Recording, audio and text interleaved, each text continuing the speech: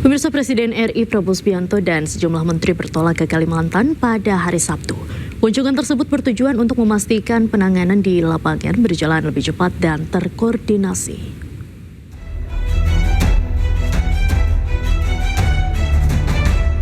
Di tengah hutan yang terbakar dan pekatnya asap, Presiden Prabowo Subianto datang ke lokasi untuk mengecek kondisi sekaligus memimpin langsung penanganan kebakaran hutan dan lahan di Desa Limbung, Kabupaten Kuburaya, Kalimantan Barat, Sabtu siang.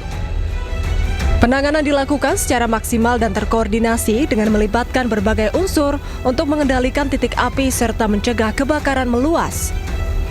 Sebelumnya, pesawat yang ditumpangi Presiden RI Prabowo Subianto tiba di Kalimantan Sabtu siang. Selain Presiden, 8 pimpinan kementerian dan lembaga terkait, serta 10 pimpinan pemimpin daerah juga hadir di posko penanganan kebakaran hutan dan lahan di Pontianak, Kalimantan Barat. Presiden Prabowo telah menugaskan jajaran pimpinan TNI dan Polri agar turun langsung menangani karhutla di 4 provinsi terdampak di Kalimantan. Presiden menginstruksikan agar penanganan karhutla dilakukan secepat dan seoptimal mungkin, sehingga masyarakat dapat kembali beraktivitas dengan normal. Presiden juga meminta setiap pelanggaran hukum yang ditemukan ditindak secara tegas sesuai ketentuan yang berlaku. Tim Liputan iNews melaporkan. Pemirsa, kebakaran lahan di Taman Nasional Waikambas, Lampung Timur, Lampung sejak Jumat siang hingga kini belum padam. 250 personel gabungan dikerahkan untuk memadamkan api.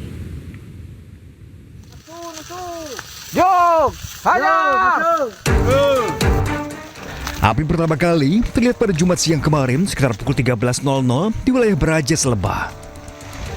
Api kemudian merambat dan membakar lahan hingga seluas 673 hektar. Akses jalan yang sulit dan terbatasnya sumber air menjadi kendala petugas di lapangan. Kini, petugas gabungan masih berjibaku memadamkan api di kawasan Taman Nasional Waikambas, Lampung Timur. Dan saya yakin ini bukan kebakaran, tapi mungkin dibakar, baik sengaja maupun kelalaian. Ya, kalau kelalaian pun harus kita cari, walaupun kelalaian, dan itu kita proses untuk sebagai efek jerak. Dugaan sementara, kebakaran dipicu aktivitas pemburu liar, namun dugaan tersebut masih didalami polisi. Dari Lampung Timur, Lampung, Tinus Ristanto, iNews melaporkan. Kita ke informasi lain, pemirsa. Kebakaran di kawasan destinasi wisata ikonik Kampung Adat Sade, Lombok menghanguskan 70 rumah adat dan membuat ratusan kepala keluarga mengungsi. Kepulan asap pekat dan beberapa sisa titik api masih menyala di antara puing-puing bangunan yang hangus.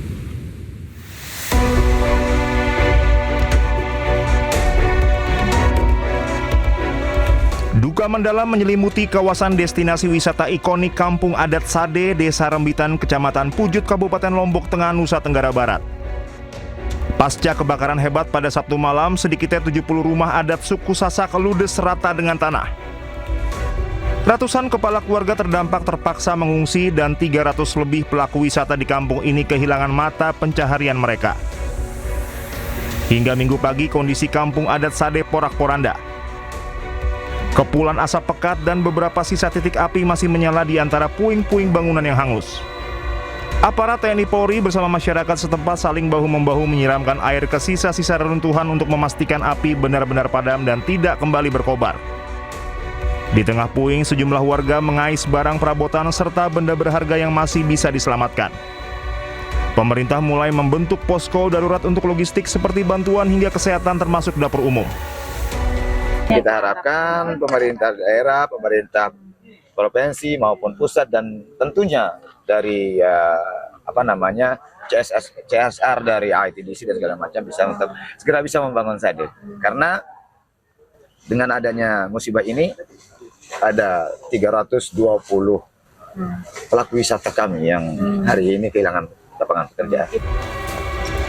Warga sangat berharap bantuan segera menyasar para korban, baik berupa kebutuhan pokok, pakaian, tenda pengungsian, hingga langkah pemulihan kawasan cagar budaya ini.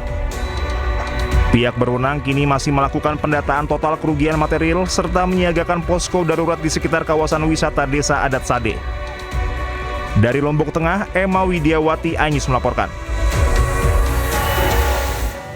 Sebelumnya, pemirsa, kebakaran hebat melanda wisata Desa Adat Sade, Lombok Tengah. Api menyebar dengan cepat hingga melalap ratusan rumah adat di desa tersebut.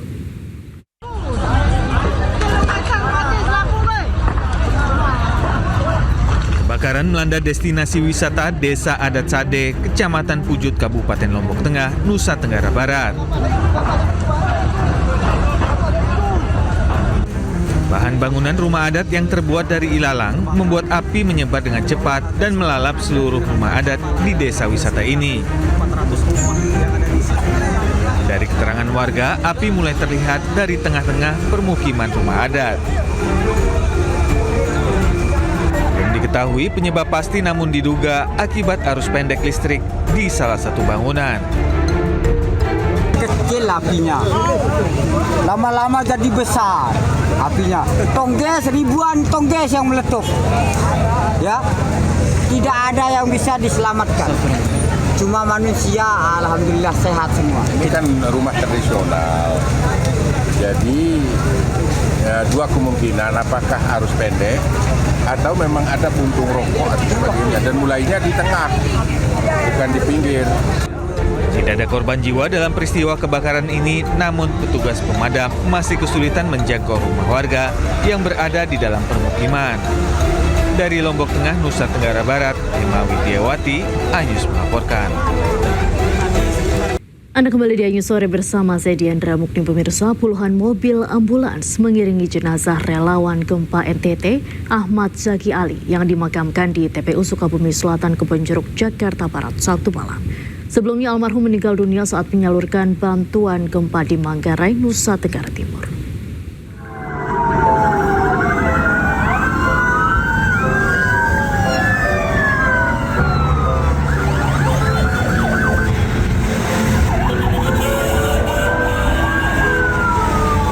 Mobil ambulans mengiringi jenazah relawan gempa NTT Ahmad Zaki Ali atau yang kerap disapa Bang Jack. Almarhum dimakamkan di TPU Sukabumi Selatan, Kebonjeruk, Jakarta Barat pada hari Sabtu.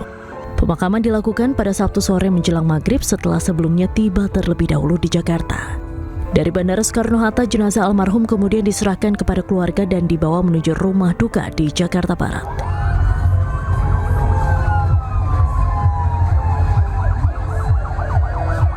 Prosesi sholat jenazah berlangsung khusyuk dengan diikuti oleh ratusan pelayat.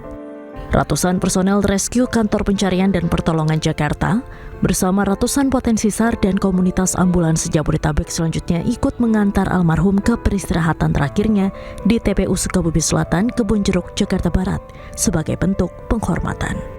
Suasana penuh duka pun menyelimuti pemakaman almarhum.